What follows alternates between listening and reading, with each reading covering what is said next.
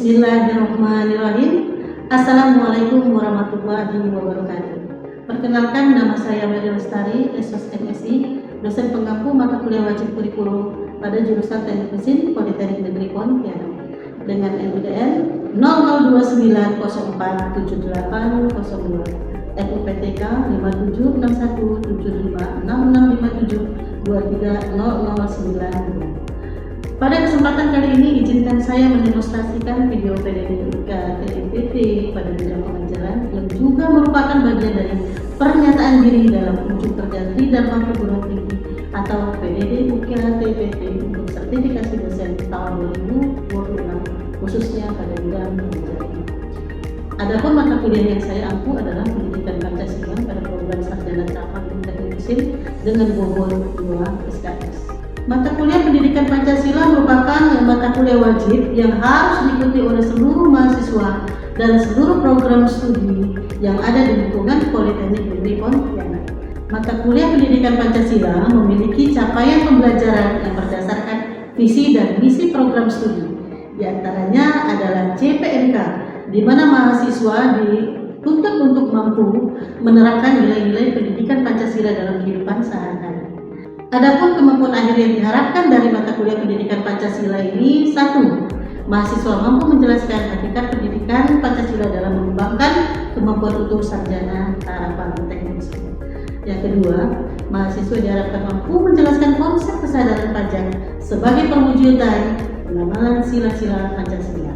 Yang ketiga, mahasiswa diharapkan mampu menjelaskan konsep Pancasila dalam arus sejarah bangsa. Yang keempat, mahasiswa mampu menjelaskan konsep Pancasila sebagai dasar negara. Yang kelima, mahasiswa diharapkan mampu menjelaskan konsep Pancasila sebagai ideologi negara. Yang keenam, mahasiswa mampu menjelaskan konsep Pancasila sebagai sistem filsafat. Yang ketujuh, mahasiswa mampu menjelaskan Pancasila sebagai sistem etika. Yang kedelapan, mahasiswa diharapkan mampu menjelaskan konsep Pancasila sebagai dasar nilai pengembangan ilmu. Untuk metode penilaian dan pembobotan, ada 4 aspek penting yang harus diperhatikan. Yang pertama terkait dengan aktivitas partisipatif dengan bobot nilai 30%. Yang kedua, kognitif pengetahuan dengan bobot nilai 20%. Kemudian kognitif pengetahuan atau UTS dengan bobot nilai 25%. Serta kognitif pengetahuan UAS dengan bobot nilai 25%. Mata kuliah Pendidikan Pancasila ini sendiri berisi beberapa pokok bahasan, yaitu 1. Hakikat pendidikan Pancasila 2 kali pertemuan. Yang kedua, konsep kesadaran pajak 2 kali pertemuan. Yang ketiga, konsep Pancasila dalam arus sejarah bangsa 2 kali pertemuan. 4. Konsep Pancasila sebagai dasar negara 2 kali pertemuan. 5. Konsep Pancasila sebagai ideologi negara 2 kali pertemuan. 6. Konsep Pancasila sebagai sistem filsafat 2 kali pertemuan. 7. Pancasila sebagai sistem etika 2 kali pertemuan. 8. Konsep Pancasila sebagai dasar nilai pengembangan ilmu 2 kali pertemuan. Terkait materi yang akan saya sampaikan dalam video pembelajaran nantinya, yaitu saya akan mengangkat tema Pancasila sebagai sistem etika yang akan disampaikan pada minggu ke-14 dan minggu ke-15. Adapun metode pembelajaran atau bentuk pembelajaran yang digunakan, yang pertama yaitu dengan kuliah tatap muka. Yang kedua, modalitas offline, online atau blended learning. Yang ketiga, strategi pembelajaran yang diterapkan adalah berbasis masalah dengan menggunakan metode PBL, problem based method.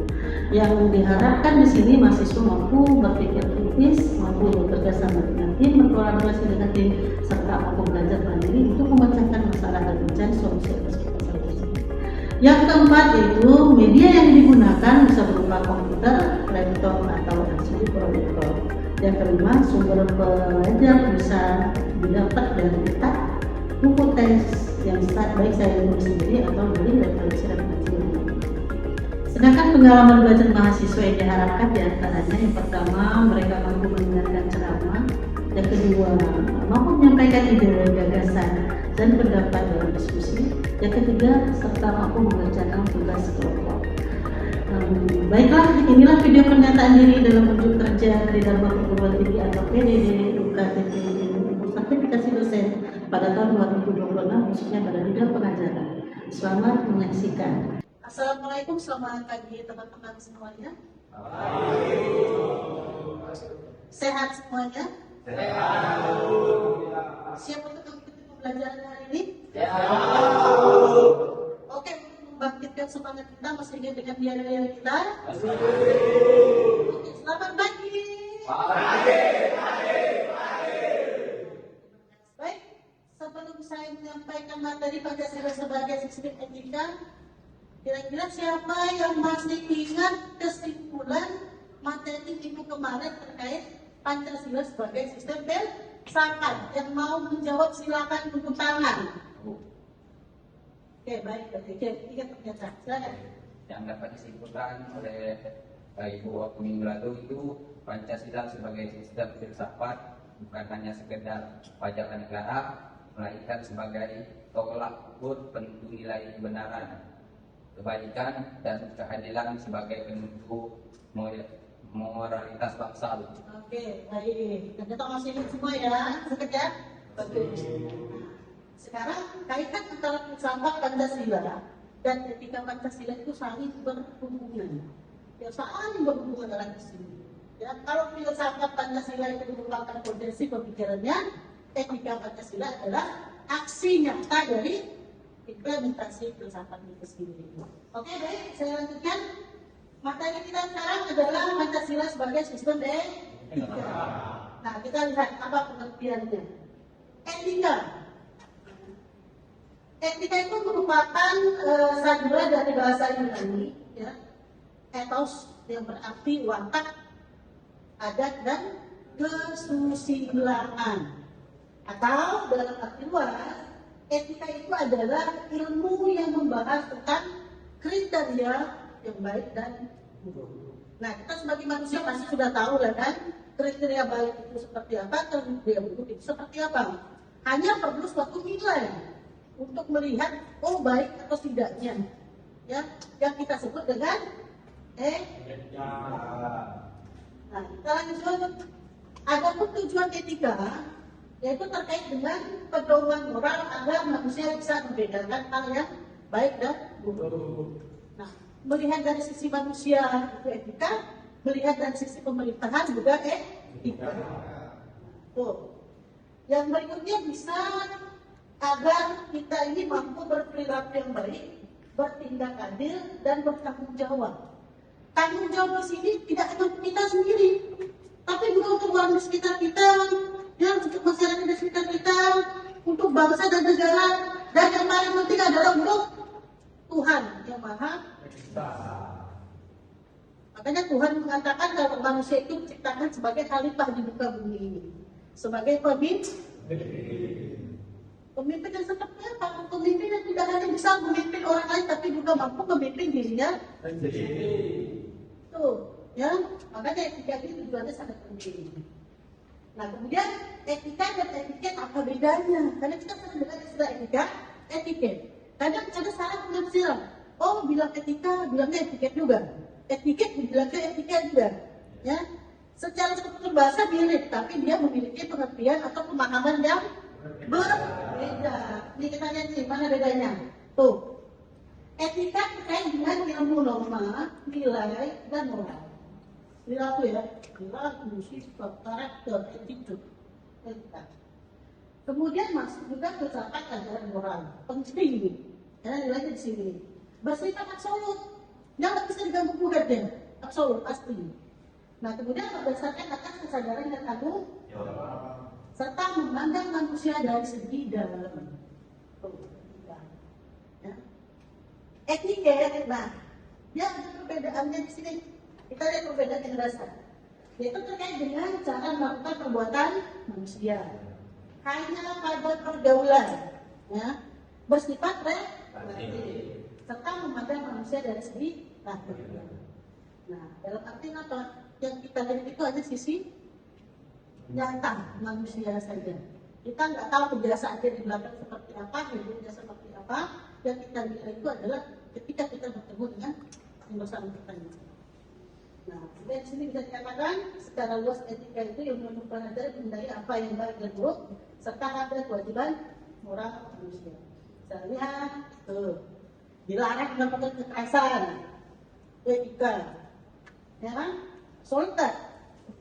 Nah, solid ya, ini kan solid. Nah, karena siapapun tidak boleh melakukan kekerasan dengan alasan apapun. Tuh, dilarang melakukan korupsi. Korupsi itu bisa apa saja, ya kan? Bisa korupsi bisa korupsi uang, harta, atau korupsi waktu. Nah, sedangkan etiket itu terkait dengan sopan santun, ya, yang bertujuan menjaga hubungan baik antar sesama manusia. Seperti apa? Cara berbicara, kemudian cara duduk, menghormati, antrian dan sebagainya, ya kan? Dan kemudian apa? Supaya apa? Kebiasaan kita itu tak kelihatan gitu. Etiket kita tutupi kebiasaan kita, ya, lanjut ya. Nah, sedangkan etika Pancasila itu terkait dengan cabang filsafat yang dijabarkan dari sila-sila Pancasila untuk mengatur kehidupan bermasyarakat, berbangsa dan tuh etika Pancasila. Dan lebih luas lagi campurannya.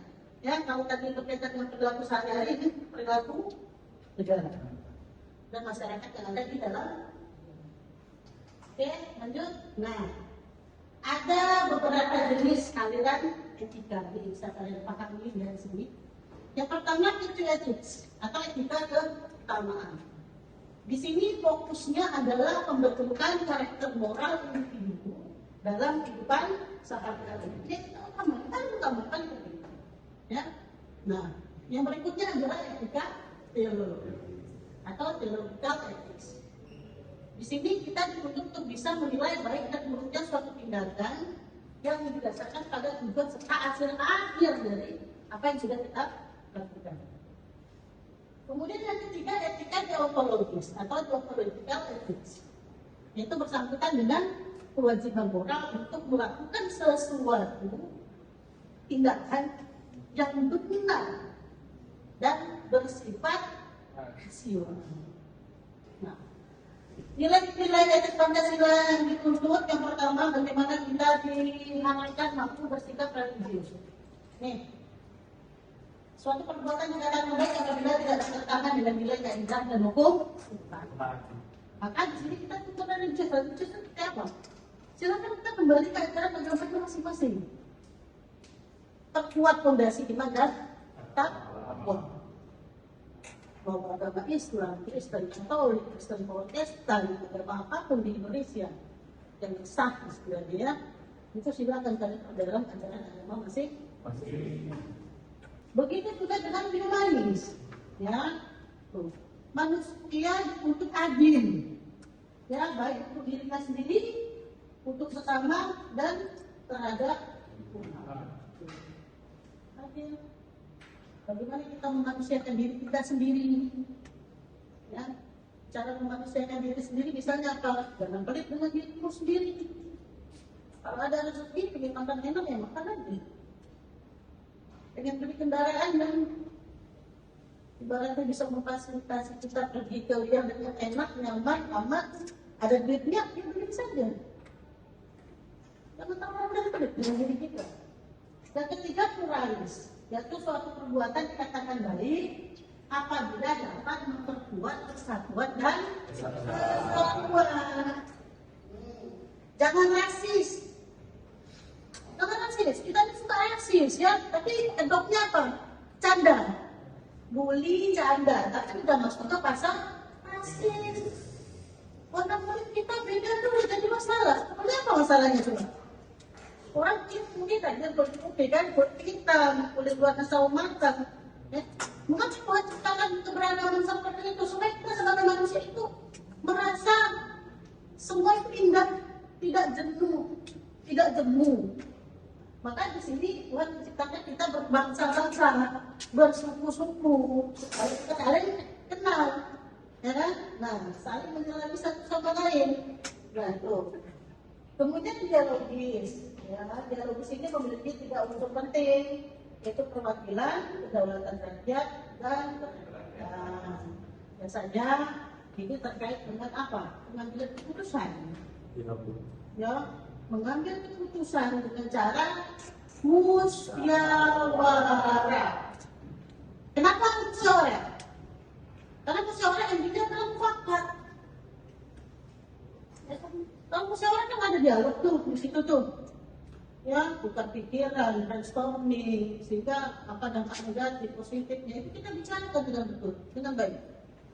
Yang hasilnya nanti disetujui sama, sehingga tidak ada yang merasa terzalimi. Oke, yang kedua adil. Ya, adil di sini yaitu kondisi di mana setiap orang dapat memperoleh haknya, baik secara individu, secara pribadi, atau secara keseluruhan. Adil untuk seluruh masyarakat. Adil, ya, adil. Nah, Pancasila, etika Pancasila itu punya tantangan berat. Ya, jadi untuk menegakkan etika Pancasila ini ternyata berat. Kenapa dikatakan berat? Sebab beberapa zaman saja itu selalu ketemu dengan kasus-kasus terkait dengan penyimpangan etika Pancasila. Ini di masa Orde Lama saja itu sudah banyak banget ini yang terkait dengan penyimpangan etika Pancasila. Bisa tidak nih terjadinya ketidakstabilan politik. Politik tidak stabil. Nah, mungkin karena Indonesia masih merdeka, masih mencari rule gitu ya, masih mencari fase ya. Nah, yang kemudian terjadi benturan ideologi radikal. Ya, kalian tahu pasti paham ini ya. Ya, misalnya apa? Komunis. Ya, ada komunis di sini yang bertujuan untuk menggantikan ideologi Pancasila. Bahkan pernah terjadi peristiwa besar di masa Orde Lama, yaitu gerakan G30 SPKI. Nah, das. Ya. Kemudian selain itu muncul lagi pikiran separatisme. Sama tujuannya. Ya, mengancam persatuan nasional ini dilakukan oleh PRRI Persatuan. Ya, ini kita sudah bahas di Pancasila sebagai susun sejarah kemarin kan. Ini kita bisa bahas lagi. Nah, kemudian sikap otoriter dalam pemerintahan dengan menerapkan sistem demokrasi terpimpin. Nah, ini juga menyalahi kita Pancasila. Karena dalam pemerintahan terpimpin, ya, presiden menuntut dirinya untuk bisa berkuasa penuh seumur hidup. Tapi presiden sampai mati. Apa yang terjadi kalau presiden seumur hidup? Tidak ada regenerasi kepemimpinan. Bayangkan dari presiden pertama sampai Indonesia kiamat, presiden itu terus. Atau dari usianya 30 tahun sampai ke usia 100 tahun jadi presiden terus. Nah, itu nggak bisa. Ya, karena usia presiden itu harus ada batasan. Periode kepemimpinan juga harus ada batasan supaya ada regenerasi kepemimpinan. Nah, ini tantangan yang dihadapi kita pada Orde Lama ya, 1945 sampai 1960. Nah, kemudian era Orde Baru. Fase yang paling lama ini kan pemimpinnya kan, ya, kalian berbahaya nih di sini nih. Ya, nah, yang terjadi yang pertama kita bisa lihat bahwa KKN. Ya, walaupun KKN itu dari zaman dulu sudah ada, dari zaman penjajahan pun sudah ada, tapi paling parah itu di sini nih, awalnya. Munculnya kasus korupsi dan nepotisme. Ya, serta terjadinya pembatasan hak politik dan sebagainya yang merugikan penyelenggaraan. Ya, lanjut ya. Nah, ya sampai sekarang pun kalian bisa lihat, mulai dari era reformasi sampai detik ini masih terjadi penyimpangan terhadap etika Pancasila. Pertama nih, euforia kebebasan berpolitik.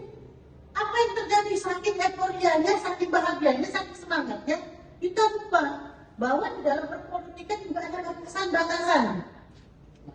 Misalnya begini, ketika satu orang jadi pemimpin, ya terpilih nih jadi pemimpin nih, secara demokratis lah tentunya, ya. Tapi Allah alam bisa apa demokratis ini misalnya peluang atau apa, dia terpilih jadi pemimpin. Apa yang terjadi ketika dia sudah menjadi pemimpin? Dia angkat istrinya jadi pemimpin juga, ya kan, jadi wakilnya misalnya kan.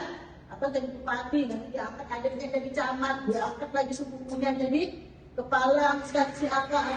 Sehingga terjadilah yang namanya dinasti politik. Jadi di sini urgensi penerapan etika Pancasila. Nih, Tujuannya apa? Untuk mengurangi terjadinya degradasi moral yang melanda kehidupan masyarakat, untuk menghindari terjadinya korupsi, ya, mengurangi rasa perlu berkontribusi dalam pembangunan struktur berbasis pajak, ya, mengurangi terjadinya pelanggaran HAM, serta mengurangi dampak kerusakan lingkungan akibat manusia. Itu ya. Oke, sampai di sini ada yang perlu kita diskusikan. Kalau memang ada, silakan ajukan pertanyaan. Oke, silakan. Terima kasih Bu Meli atas kesempatan yang telah diberikan. Izin bertanya Bu, dampak apa saja yang bisa muncul atau terjadi jika etika Pancasila ini diabaikan oleh penyelenggara, negara, dan masyarakat? Sekian pertanyaan dari saya. Terima kasih. Ya, bagus. Ini ekstren pertanyaannya ya. Nah, sudah kita bahas di awal-awal juga ya. Jadi dampak yang ditimbulkan akibat dari itu ya, penyalahgunaan atau penyimpangan etika Pancasila itu bisa datangkan apa?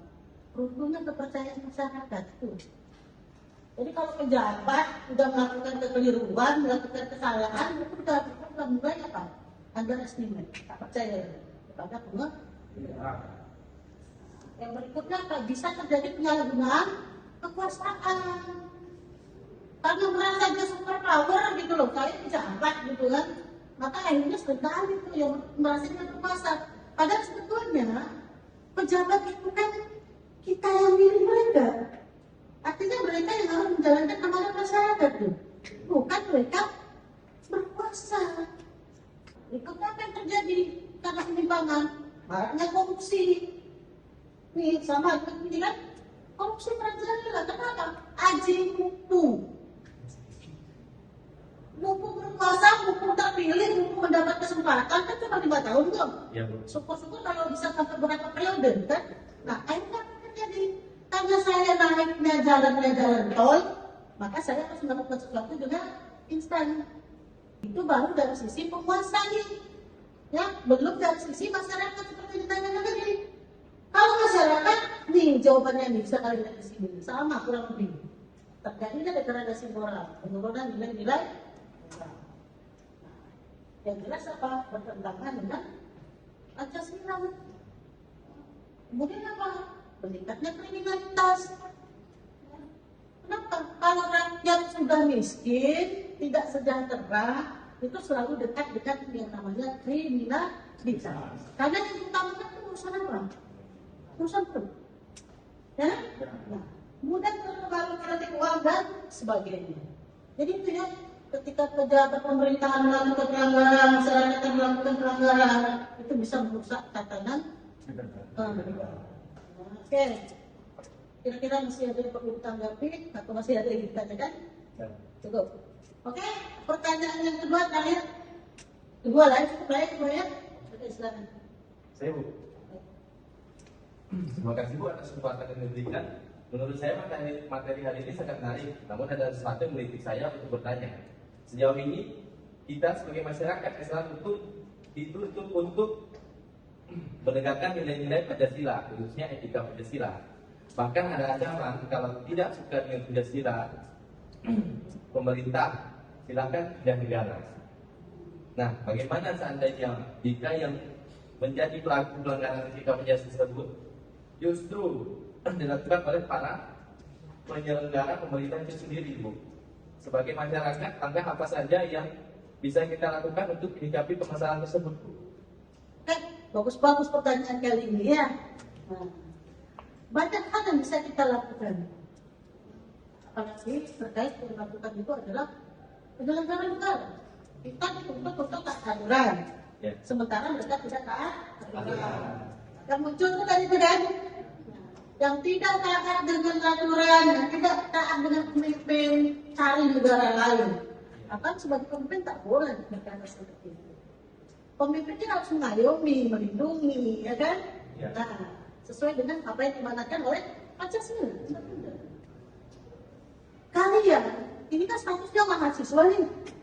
Mahasiswa itu adalah golongan elit di masyarakat. Tahu elit? Eksklusif. Anda belum tahu kalian jadi mahasiswa, mahal. Gak ada lagi itu. Ada kan? Nah, golongan elit di masyarakat. yang mensalahkan sekaligus menjadi perpanjangan aspirasi masyarakat. Jadi masyarakat itu lebih percaya kepada mahasiswa gitu loh, sebagai apa? Untuk menyalurkan aspirasinya. Karena kalau seluruh masyarakat bersuara kan nggak mungkin, ya kan? Harus ada wadah-wadahnya dong, ya. Salah satunya apa? Ya berarti kalian mahasiswa. Cara yang bisa dilakukan seperti apa gak? Kalau misalnya ingat fungsi mahasiswa. Mahasiswa punya fungsi exit of change, iron stock, social control, ya kan? Kemudian apa? Guardian of value, yang semua itu memperjuangkan kepentingan negara, masyarakat. Jadi kalian itu mungkin melakukan social control yang rutin. Mana pejabat-pejabat yang sudah terpilih, lihat cara kerjanya syariat seperti apa. Sudah melakukan apa yang kita mau belum? Ya kan? Nah, kalau mereka mengingkari apa yang sudah ditetapkan, ya kan? Mana laporkan? Bisa laporkan kemana? Ke lembaga-lembaga resmi yang bisa menerima pengaduan masyarakat. Saya paling suka itu kalau mahasiswa menyelenggarakan yang namanya mimbar kampus. Silakan mahasiswa itu undang untuk pejabat-pejabat pemerintahan itu, baik pemerintah pusat maupun pemerintah daerah. Ya, kita diskusi di kampus, buka ruang publik untuk mereka semua, ya kan? Kemudian tak bisa pakai mimbar kampus, demo boleh? Boleh. Silakan kalian lakukan demo dengan catatan melakukan demo damai. Demonya harus demo damai, bukan demo barbar, bukan demo yang ditunggangi oleh pihak lain, tapi murni demo yang menyuarakan aspirasi masyarakat. Oke, dari materi yang saya paparkan di sini, kira-kira ada yang bisa menyimpulkan apa yang sudah saya sampaikan. Yang bisa silakan katakan. Terima kasih Bu. Intinya saya menyimpulkan materi pada hari ini. Kesimpulan yang dapat saya sampaikan yaitu Pancasila ini sangat penting karena dapat mengatur masyarakat agar masyarakat tersebut memiliki tatanan hidup yang lebih baik. Sangat ekstra. Ya, jadi secara sederhananya seperti itu ya. Bagaimana kita Pancasila mampu menjadi tantangan atau tuntunan. Nah, kesimpulan dari saya ya sama seperti yang disimpulkan oleh teman kita tadi ya, hanya ini lebih spesifik.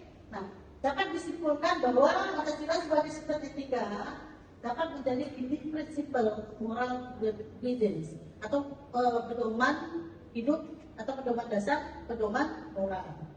Ya, bagi warga negara untuk berperilaku sesuai dengan tuntutan nilai-nilai Pancasila dengan mengedepankan asas ketuhanan, kemanusiaan, kerakyatan, dan keadilan sosial, persatuan, dan yang dapat membentuk jati diri manusia agar menjadi lebih baik. Ini apa cerminan dari sila-sila.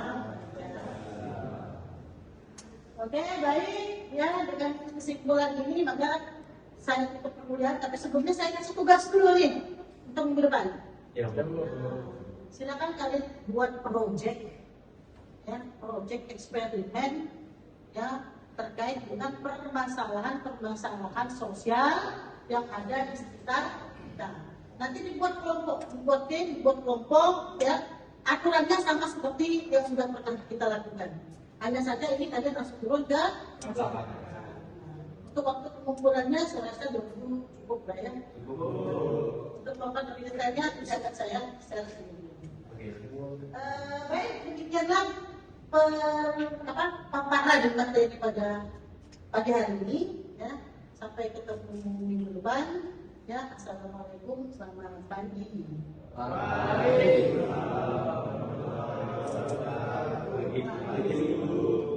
Demikian video pernyataan diri dalam wujud terjadi dan maupun perguruan tinggi seperti kasih dosen tahun 2026 dalam bidang pengajaran mata kuliah Pendidikan Pancasila program studi sampai dan penerapan teknik mesin Politeknik Negeri Pontianak. Atas perhatiannya saya mengucapkan terima kasih.